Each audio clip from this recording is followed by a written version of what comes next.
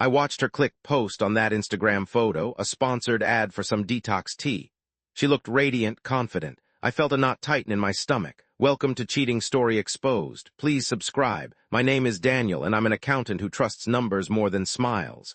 She'd been saying it for months, subtly at first, then with increasing frequency. I bring more value to this relationship, Daniel. It stung every time, a tiny barb hooking into my pride. My job at the firm was stable, reliable, but hardly glamorous. Hers, on the other hand, was all curated perfection and aspirational lifestyles. Hear it while I was balancing the checkbook. Daniel, I'm working on a collaboration with a major brand. This is huge. Or while I was trying to meal prep for the week. Honey, I don't have time to cook. I have a shoot with a photographer. Value. Her name is Bethany, and she's a lifestyle influencer, or at least that's what she calls herself. Her Instagram feed is filled with pictures of her perfectly styled outfits, exotic vacations, and sponsored products. She has a decent following, but I always suspected the reality was less lucrative than she portrayed. The argument about childcare had been the tipping point. We were struggling to find a reliable babysitter for our son, Oliver. I suggested Bethany cut back on her travel schedule. That's when she dropped the bomb. Daniel, are you serious? My career is far more valuable than yours. I can't just put it on hold. That night I couldn't sleep. Her words echoed in my head. More valuable. It wasn't just about money. It was about respect, about contribution, about the very foundation of our marriage. I needed to know the truth. Not the filtered version Bethany presented to the world, but the cold, hard facts. I decided to treat our marriage like a business. And every good business needs an audit. I started by gathering all our financial documents. Bank statements, credit card bills, tax. Returns, the usual stuff. I knew Bethany handled most of her own income, keeping it separate in a business account. That was the first red flag. Why the secrecy? It took weeks, meticulously combing through every transaction, every deposit, every expense. I created spreadsheets, analyzed trends, and cross-referenced data. I was in my element. Numbers don't lie. People do. I remember Bethany walking in on me one evening, surrounded by papers and spreadsheets. What are you doing, Daniel? She asked, a hint of suspicion in her voice. Just working on the budget, I replied casually, trying to hide the spreadsheet titled Bethany's Income Analysis. Oh, she said, her eyes narrowing. Well, don't worry about my stuff. I've got it covered. That only fueled my determination. If she had nothing to hide, why the secrecy? I knew I needed a professional opinion, someone who could analyze the data objectively. I contacted an old colleague from the firm, a forensic accountant named Julian. I explained the situation, careful to omit any personal details. I simply presented it as a hypothetical case study. Julian agreed to take a look. He was the best in the business, a master of uncovering hidden financial discrepancies. I knew he would get to the truth. A week later, Julian called. Daniel, I've reviewed the documents. Can you meet me at my office tomorrow? His tone was serious, almost grave. I knew whatever he had uncovered wasn't good. The next day, I sat in Julian's office, the air thick with anticipation. He handed me a thick report bound in a professional cover. Here's my analysis, Daniel. I've tried to be as objective as possible. I opened the report and began to read. The numbers jumped off the page, stark and unforgiving. Bethany's income from her influencer activities was significantly lower than she had led me to believe. Much lower. Her major brand collaborations were mostly small-time sponsorships, generating a few $100s here and there. Her exotic vacations were often partially subsidized by hotels and resorts in exchange for social media exposure. And her perfectly styled outfits were mostly purchased with affiliate links, generating a tiny commission on each sale. Meanwhile, my steady income from the firm, combined with my careful budgeting and investment strategies, was the primary source of our financial security. I was paying the mortgage, the car payments, the bills. I was funding our son's education and saving for our retirement. The report also revealed a significant amount of debt accumulated through Bethany's excessive spending habits. Designer clothes, luxury handbags, expensive spa treatments, it all added up. And it was all being charged to our joint credit card. She's living beyond her means, Daniel, Julian said, his voice filled with concern. And she's not being honest with you about her finances. I felt a wave of anger wash over me. Anger at Bethany for her deception, anger at myself for being so naive. But beneath the anger there was a sense of relief. I finally had the truth, and the truth would set me free. I thanked Julian for his help and left his office, the report clutched tightly in my hand. I knew what I had to do. That evening, I waited for Bethany to come home from her networking event.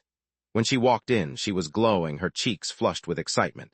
"Daniel, you won't believe who I met tonight," she exclaimed, throwing her arms around me.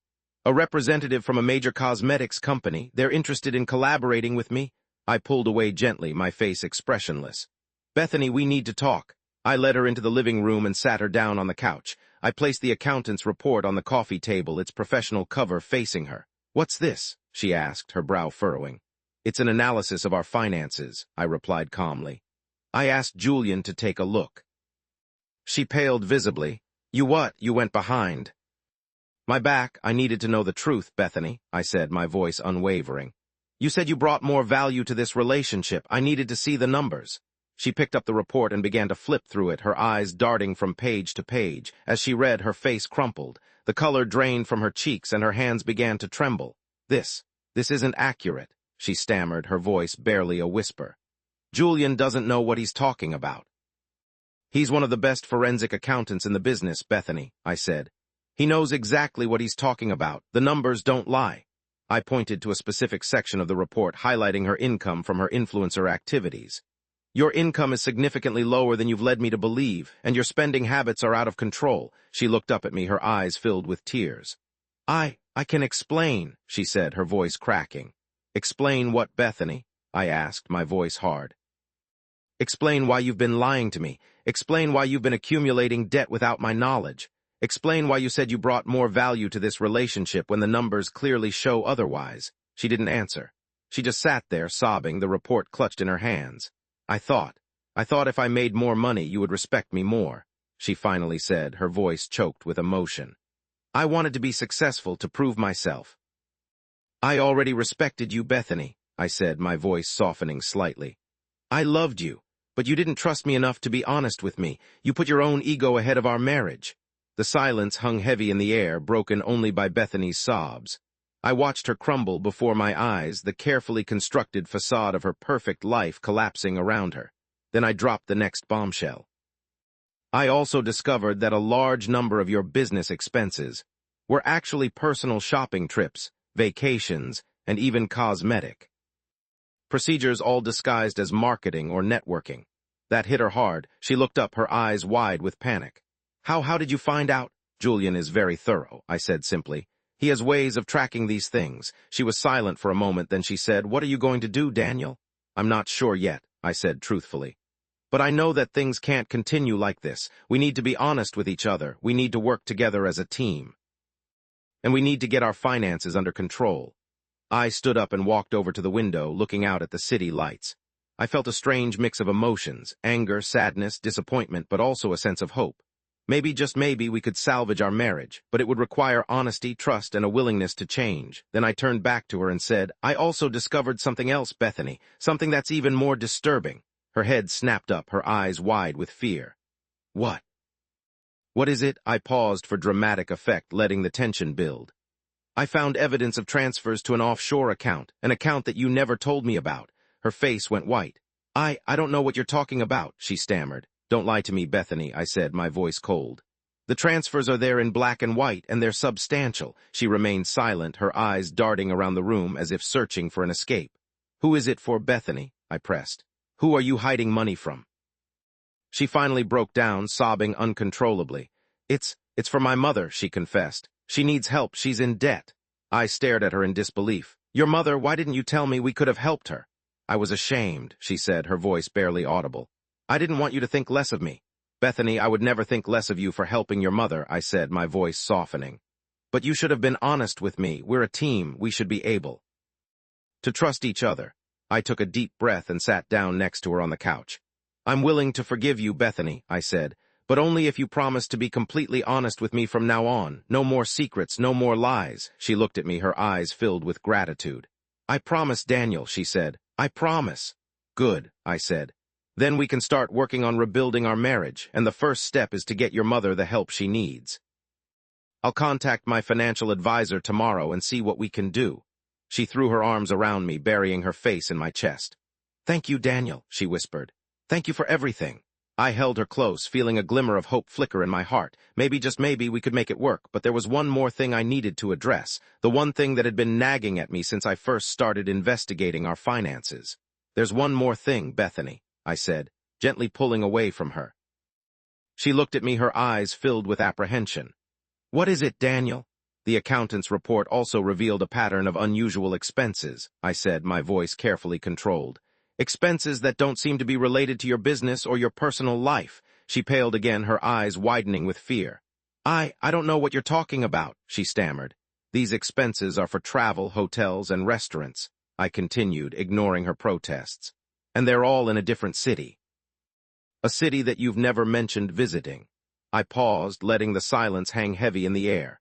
"Who were you meeting in that city, Bethany?" I asked, my voice low and dangerous. She didn't answer. She just sat there, trembling, her face a mask of guilt and fear.